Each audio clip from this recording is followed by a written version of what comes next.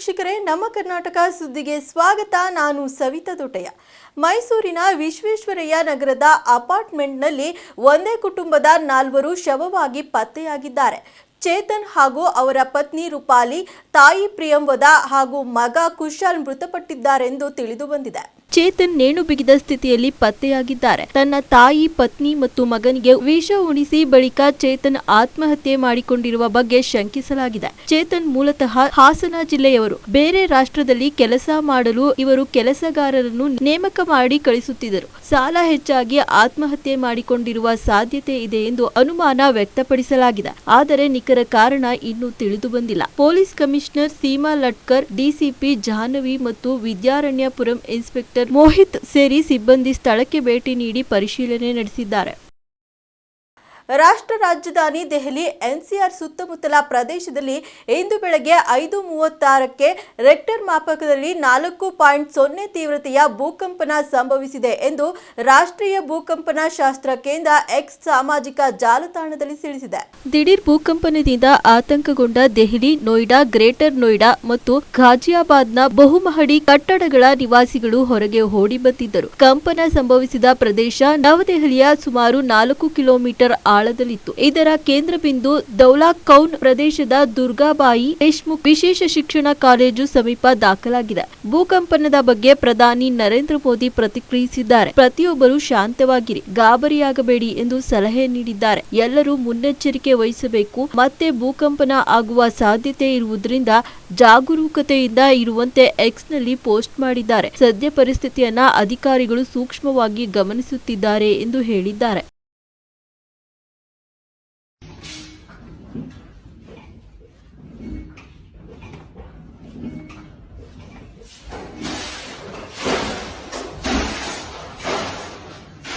तगड़ा झटका था। हमें ऐसा लगा जैसे ट्रेन चल रही हो ना, धरती ऐसे हिल रही बहुत तेज, धड़ाधड़ धड़ाधड़, मतलब कि जैसे कुछ धरती फटने वाली है।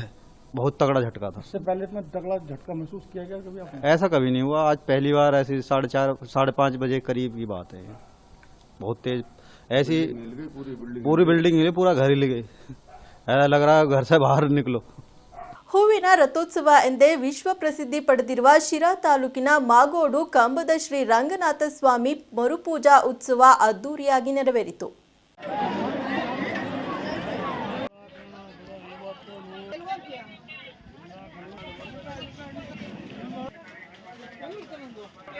ಶಿರಾ ತಾಲೂಕಿನ ಪ್ರಸಿದ್ಧ ಮಾಗೋಡು ಶ್ರೀ ಕಂಬದ ರಂಗನಾಥ ಸ್ವಾಮಿ ಮರುಪೂಜಾ ಉತ್ಸವಕ್ಕೆ ಸಾವಿರಾರು ಭಕ್ತರು ಪಾಲ್ಗೊಂಡು ಉತ್ಸವದ ಮೆರುಗು ಹೆಚ್ಚಿಸಿದರು.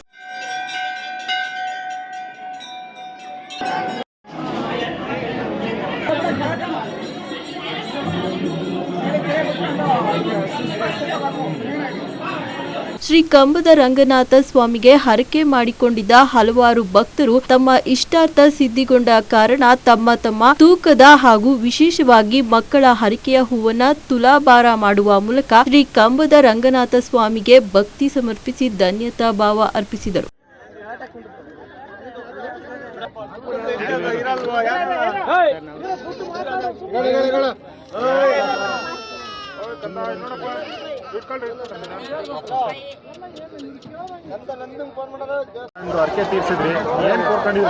ಇಲ್ಲ, ನನ್ನ ಮಗಂದು ಆರೋಗ್ಯದ ಬಗ್ಗೆ ಕೋರ್ಕೊಂಡಿದ್ವಿ. ನನ್ನ ಮಗ ತುಂಬ ಚೆನ್ನಾಗಾದ. ಇದು ನನ್ನ ಮಗ ಹುಟ್ಟಾಗ್ಲಿಂದಲೂ ಹಾಕಿಸ್ತಾ ಇದ್ವಿ. ತುಂಬ ಖುಷಿ ಆಗುತ್ತೆ, ಯಾಕೆಂದರೆ ಅರ್ಕೆ ಪ್ರತಿ ವರ್ಷನೂ ಹಾಕಿಸ್ತಾ ಇದ್ವಿ. ತುಂಬ ಖುಷಿ ಆಗುತ್ತೆ, ಯಾಕೆಂದರೆ ನನ್ನ ಮಗ ತುಂಬ ಆರೋಗ್ಯವಾಗಿದ್ದಾನೆ. ಈ ದೇವಸ್ಥಾನಕ್ಕೆ ಪ್ರತಿ ವರ್ಷನೂ ಹೂನಾರ ಹಾಕಿಸ್ತಾ ಇದ್ದೀವಿ. ನಿಮ್ಮ ಪ್ರೀತಿಯ ಮಾಗೋಡು ಪ್ರತಾಪ್ ಮಾತಾಡ್ತಾ ಇದ್ದೀನಿ. ಎಲ್ಲ ನಮ್ಮ ದೇವಸ್ಥಾನದ ಜಾತ್ರೆ ಮಹೋತ್ಸವ ಇವತ್ತು ಕೊನೆ ಹಂತದಲ್ಲಿದೆ. ಇವತ್ತು ಮರುಪೂಜೆ ಇದೆ. ಮರುಪೂಜೆ ಅಂದರೆ ವಿಶೇಷವಾಗಿ ಮಡಿ ತೇರು ಇರುತ್ತೆ. ಅಂದರೆ ರಂಗನಾಥ ಸ್ವಾಮಿಯ ಮೆರವಣಿಗೆ, ರಂಗನಾಥ ಸ್ವಾಮಿಯ ತೇರ್ ಮೇಲೆ ಕುಂಡ್ರಿಸಿ ಆ ಉವೇಲೆ ಕಮ್ಮ ಅಂದರೆ ಅಲ್ಲಿವರೆಗೂ ತೇರನ್ನ ಎಳ್ಕೊಂಡೋಗಿ ಇಡೀ ರಾತ್ರಿ ಭೂತಪ್ಪ ಮತ್ತು ಯಲ್ಲಮ್ಮ ದೇವಿಯ ಆರಾಧನೆ ಇರುತ್ತೆ, ಮೆರವಣಿಗೆ ಇರುತ್ತೆ, ದೇವ್ರನ್ನ ಕುಣಿಸೋದು ಇರುತ್ತೆ. ಇವತ್ತು ಕೊನೆಯ ದಿನ ಎಲ್ಲ ಸಹಕರಿಸಿದಂಥ ನಮ್ಮ ಶಿರಾ ತಾಲೂಕಿನ ಮತ್ತು ಅಕ್ಕಪಕ್ಕ ರಾಜ್ಯದ ಎಲ್ಲ ಜನಗಳಿಗೂ ನಮ್ಮ ದೇವಸ್ಥಾನಕ್ಕೆ ಬಂದು ರಂಗನಾಥ ಸ್ವಾಮಿ ಆಶೀರ್ವಾದ ಪಡೆದು ಎಲ್ಲರೂ ಸಹಕರಿಸಿದಂಥ ಎಲ್ಲರಿಗೂ ನನ್ನ ಅನಂತ ಧನ್ಯವಾದಗಳು. ಪ್ರತಿ ವರ್ಷ ಬನ್ನಿ, ರಂಗನಾಥ ಸ್ವಾಮಿ ಆಶೀರ್ವಾದ ನಿಮ್ಮ ಮೇಲೆ ಯಾವಾಗಲೂ ಇರಲಿ, ಸಮೃದ್ಧಿಯಾಗಿ ನಿಮ್ಮ ಕಷ್ಟಗಳೆಲ್ಲ ಈಡೇರಲಿ ಅಂತ ಅಂದು ಈಗಲೂ ನೀವು ನೋಡ್ತಾ ಇದ್ದೀರಾ. ತುಲಾಭಾರ ಅವತ್ತಿಂದ ಜಾತ್ರೆ ಸ್ಟಾರ್ಟ್ ಆದಾಗಿಂದ ಪ್ರತಿದಿನ ಹೂವಿನ ತುಲಾಭಾರ ನಡೀತಾನೆ ಇದೆ. ಜನರು ರಂಗಪ್ಪ ನಿಮಗೆ ಆಶೀರ್ವಾದ ಮಾಡಿ ಏನೇ ನಿಮ್ಮ ಕಷ್ಟಗಳನ್ನ ಇರುತ್ತೆ ಆ ರಂಗನಾಥ ಸ್ವಾಮಿ ನಿಮ್ಮ ಕಷ್ಟಗಳನ್ನೆಲ್ಲ ಬಗೆಹರಿಸಲಿ ಅಂತ ಕೇಳ್ಕೊಳ್ತಾ, ಒಳ್ಳೇದಾಗಲಿ ಎಲ್ಲರಿಗೂ ಅಂತ ಕೇಳ್ಕೊಳ್ತಾ, ಎಲ್ಲ ಸಹಕರಿಸಿದಂಥ ಎಲ್ಲ ಸಮಸ್ತ ಜನತೆಗೆ ನನ್ನ ದೇವಸ್ಥಾನದ ವತಿಯಿಂದ ನಮ್ಮ ಊರಿನ ಗ್ರಾಮಸ್ಥರ ಪರವಾಗಿ ಎಲ್ಲರಿಗೂ ಹೃತ್ಪೂರ್ವಕವಾದ ಧನ್ಯವಾದಗಳನ್ನ ಹೇಳ್ತೀನಿ. ಗಣಪಾಪ ಆದ್ರೆ ಹೂ ಹಾಕಿಸ್ತೀವಿ. 3 ವರ್ಷ ಒಂದು ತೂಕ ಹೂ ಹಾಕಿಸ್ತೀವಿ ಅನ್ಕೊಂಡಿದ್ದೀವಿ. ಕುಂಬಾರಳ್ಳಿ ಶಿರಾ ತಾಲೂಕು ಕುಂಬಾರಹಳ್ಳಿ, ಗೌಡಗೆರೆ ಹೋಬಳಿ. ಎರಡನೇ ವರ್ಷ.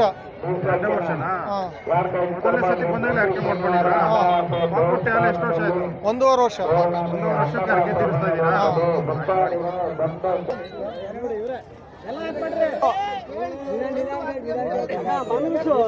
ಇಗಳಿಗಳ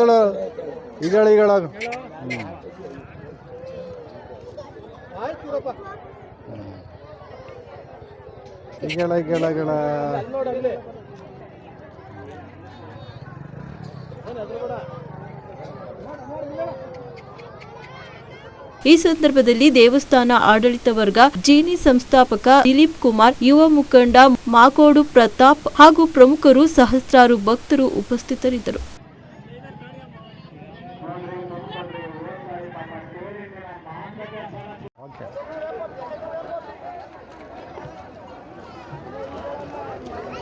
ಕಾಯ್ಕಿಗೊಂದ್ರಟ್ಟಿ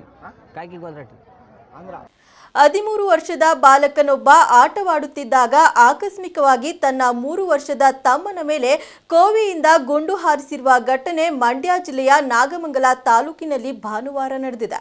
ನಾಗಮಂಗಲದ ದೊಂದೇಮಾದಿಹಳ್ಳಿಯಲ್ಲಿ ಕಾಂಗ್ರೆಸ್ ಮುಖಂಡ ನರಸಿಂಹಮೂರ್ತಿ ಎಂಬುವರಿಗೆ ಸೇರಿದ ಕೋಳಿ ಫಾರಂನಲ್ಲಿ ಈ ಘಟನೆ ನಡೆದಿದೆ. ಕಳ್ಳ ಪೊಲೀಸ್ ಆಟ ಆಡುತ್ತಿದ್ದಾಗ ಬಾಲಕ ತಿಳಿಯದೆ ಅಸಲಿ ಗನ್ನಿಂದ ಶೂಟ್ ಮಾಡಿದ್ದಾನೆ ಎಂದು ತಿಳಿದು ಬಂದಿದೆ. ಕೋಳಿ ಫಾರ್ಮ್ನಲ್ಲಿ ಭದ್ರತೆಗಾಗಿ ಒಂದು ಅಸಲಿ ಕೋವಿ ಇಡಲಾಗಿತ್ತು. ಅದು ಸಜೀವ ಗುಂಡುಗಳಿಂದ ಲೋಡ್ ಆಗಿತ್ತು. ಪಶ್ಚಿಮ ಬಂಗಾಳದ ಶಶಾಂಕ್ ಮತ್ತು ಲಿಪಿಕಾ ದಂಪತಿ ಇಲ್ಲಿ ಕೂಲಿ ಕಾರ್ಮಿಕರಾಗಿ ಕೆಲಸ ಮಾಡುತ್ತಿದ್ದಾರೆ. ಇವರ ಇಬ್ಬರು ಗಂಡು ಮಕ್ಕಳು ಆಟವಾಡುತ್ತಿದ್ದರು. ಈ ವೇಳೆ 13 ವರ್ಷದ ಬಾಲಕ ಮೇಲಿದ್ದ ಗನ್ ತೆಗೆದುಕೊಂಡು ಕಳ್ಳ ಪೊಲೀಸ್ ಆಟ ಆಡೋಣ ಎನ್ನುತ್ತಲೇ ತನ್ನ ತಮ್ಮನ ಮೇಲೆ ಶೂಟ್ ಮಾಡಿದ್ದಾನೆ. ಆಕಸ್ಮಿಕ ಫೈರಿಂಗ್ ನಿಂದ ಮಗುವಿನ ಹೊಟ್ಟೆ ಸೀಳಿದೆ. ತಾಯಿ ಲಿಪಿಕಾ ಅವರಿಗೂ ಗಾಯವಾಗಿದೆ. ಆಸ್ಪತ್ರೆಗೆ ಕರೆದುಕೊಂಡು ಹೋದರಾದರೂ ತೀವ್ರ ರಕ್ತಸ್ರಾವದಿಂದಾಗಿ ಮಗು ಚಿಕಿತ್ಸೆ ಫಲಿಸದೆ ಆಸ್ಪತ್ರೆಯಲ್ಲಿ ಸಾವನ್ನಪ್ಪಿದೆ. ಘಟನಾ ಸ್ಥಳಕ್ಕೆ ಮಂಡ್ಯ ಎಸ್ಪಿ ಮಲ್ಲಿಕಾರ್ಜುನ್ ಬಾಲದಂಡಿ ಭೇಟಿ ನೀಡಿ ಪರಿಶೀಲಿಸಿದರು. ನಾಗಮಂಗಲ ಗ್ರಾಮಾಂತರ ಪೊಲೀಸ್ ಠಾಣೆಯಲ್ಲಿ ಪ್ರಕರಣ ದಾಖಲಾಗಿದೆ.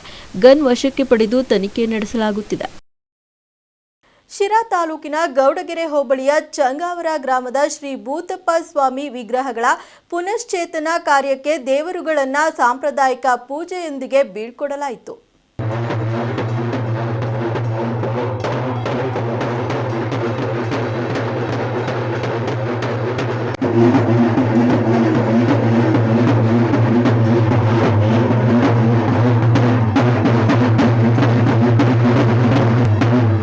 ಶಿರಾ ತಾಲೂಕಿನ ಗೌಡಗೆರೆ ಹೋಬಳಿಯ ಚಂಗಾವರ ಗ್ರಾಮದ ಶ್ರೀ ಭೂತಪ್ಪ ಸ್ವಾಮಿಯ ವಿಗ್ರಹಗಳ ಪುನಶ್ಚೇತನ ಕಾರ್ಯಕ್ಕೆ ದೇವರುಗಳನ್ನ ಸಾಂಪ್ರದಾಯಿಕ ಪೂಜೆಯೊಂದಿಗೆ ಬೀಳ್ಕೊಡಲಾಯಿತು. ಈ ಸಂದರ್ಭದಲ್ಲಿ ಕಾಡುಗೊಲ್ಲ ಅಭಿವೃದ್ಧಿ ನಿಗಮ ಮಾಜಿ ಅಧ್ಯಕ್ಷ ಚಂಗಾವರ ಮಾರಣ್ಣ, ಶಿರಾ ಬ್ಲಾಕ್ ಕಾಂಗ್ರೆಸ್ ಪ್ರಧಾನ ಕಾರ್ಯದರ್ಶಿ ಶಿವು ಚಂಗಾವರ, ಮುಖಂಡ ಡಿಎಂಪಿ ಕರಿಯಣ್ಣ, ರಮೇಶ್ ಗೌಡ, ಮರಳೇಗೌಡ ಸೇರಿದಂತೆ ಹಲವಾರು ಮುಖಂಡರು ಉಪಸ್ಥಿತರಿದ್ದರು.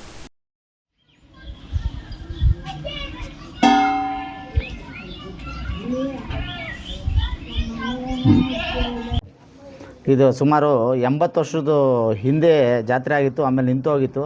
ಲಾಸ್ಟ್ ಇಯರ್ ಒಂದು 9 ವರ್ಷದ ಹಿಂದೆ ಭಾಳ ವಿಜೃಂಭಣೆಯಿಂದ ತುಂಬ ಗ್ರ್ಯಾಂಡಾಗೆ ಒಂದು ಜಾತ್ರಾ ಮಹೋತ್ಸವ ಮಾಡಿದ್ವಿ. ಈಗ ಮತ್ತೆ 8 ವರ್ಷ ತುಂಬಿ 9 ವರ್ಷದಾಗ ಬಿದ್ದಿದೆ. ಇವಾಗ ಜಾತ್ರೆ ಮಾಡಬೇಕು ಅಂತೇಳಿ ಒಂದು ತೀರ್ಮಾನ ಮಾಡ್ಕೊಂಡು ಈ ಭೂತಪ್ಪನ ಒಂದು ಬಣ್ಣ ಹಾಕ್ಸೋಕ್ಕೆ ಈಗ ಹೊರತೆಗ್ದಿದ್ದೀವಿ. ಈಗ ಏಪ್ರಿಲ್ ಅಥವಾ ಮೇನಲ್ಲಿ ಎಲ್ಲ ಕೈವಾಡಸ್ಥರು ಕೂತು ಒಂದು ಡೇಟ್ನ ಫಿಕ್ಸ್ ಮಾಡಿ ಘೋಷಣೆ ಮಾಡ್ತಾರೆ. ಈಗ ಇದು ಮಾಡ್ಕೊಂಡು ಮಾಡ್ತಾರೆ. ಹಂಗಾಗಿ ಈ ಭೂತಪ್ಪನ ಇವಾಗ ಸದ್ಯಕ್ಕೆ ಇದನ್ನು ಮಾಡ್ಸಕ್ಕೆ ಕಳಿಸ್ತಾ ಇದ್ವಿ. ಕೈವಾಡದಸ್ಥರು ಸೇರ್ಕೊಂಡು ಗ್ರಾಮಸ್ಥರೆಲ್ಲ ಸೇರ್ಕೊಂಡು ಈ ದಿವಸ ಭೂತಪ್ಪಗಳು ಭಾರಿ ಇದಾಗಿಬಿಟ್ಟಿದ್ದಾವೆ.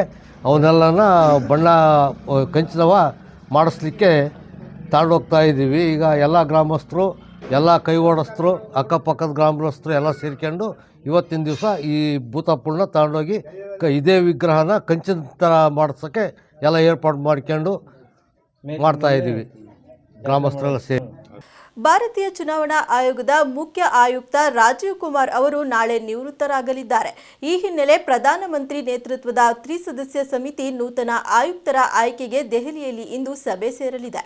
ಪ್ರಧಾನಿ ನರೇಂದ್ರ ಮೋದಿ, ಲೋಕಸಭೆಯ ವಿಪಕ್ಷದ ನಾಯಕ ರಾಹುಲ್ ಗಾಂಧಿ ಮತ್ತು ಪ್ರಧಾನಿ ಅವರಿಂದ ನಾಮನಿರ್ದೇಶನಗೊಂಡ ಕೇಂದ್ರ ಸಚಿವರು ಆಯ್ಕೆ ಸಮಿತಿ ಸಭೆಯಲ್ಲಿ ಭಾಗವಹಿಸಲಿದ್ದಾರೆ. ಕಾನೂನು ಸಚಿವ ಅರ್ಜುನ್ ಮೇಘವಾಲ್ ಕೂಡ ಸಭೆಯಲ್ಲಿ ಪಾಲ್ಗೊಳ್ಳಲಿದ್ದಾರೆ ಎನ್ನಲಾಗಿದೆ. 2023ರ ಡಿಸೆಂಬರ್ನಲ್ಲಿ ಜಾರಿಗೆ ತಂದ ಮುಖ್ಯ ಚುನಾವಣಾ ಆಯುಕ್ತ ಮತ್ತು ಇತರ ಚುನಾವಣಾ ಆಯುಕ್ತರ ಕಾಯ್ದೆ 2023ರ ಅಡಿಯಲ್ಲಿ ಇದೇ ಮೊದಲ ಬಾರಿಗೆ ಮುಖ್ಯ ಚುನಾವಣಾ ಆಯುಕ್ತರ ನೇಮಕಾತಿ ನಡೆಯಲಿದೆ. ಇದೇ ಕಾನೂನಿನ ಎಸ್ ಸಂಧು ಮತ್ತು ಜ್ಞಾನೇಶ್ ಕುಮಾರ್ ಅವರನ್ನ 2024ರ ಮಾರ್ಚ್ನಲ್ಲಿ ಚುನಾವಣಾ ಆಯುಕ್ತರನ್ನಾಗಿ ನೇಮಿಸಲಾಗಿತ್ತು.